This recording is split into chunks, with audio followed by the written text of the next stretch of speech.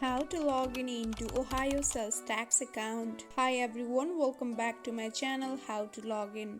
In this tutorial video, I will guide you through the process on how you can log in into your Ohio sales tax account. So let's get right into the video. Firstly, make sure that you have a stable internet connection on your device. Now open any browser you have on your device. For example, I will use Safari. After that, search for the Ohio sales tax login in the search bar.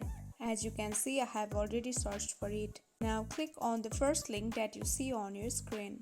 Wait for some second and you will be directed to this page.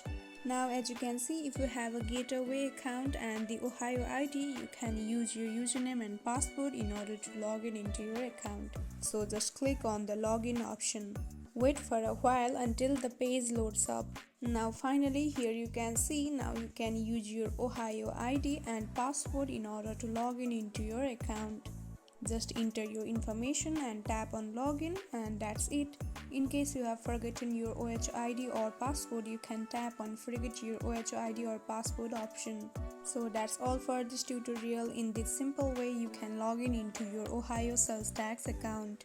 I hope this video helped you. Don't forget to drop a like and subscribe to my channel. Thank you for watching till the end. Bye bye.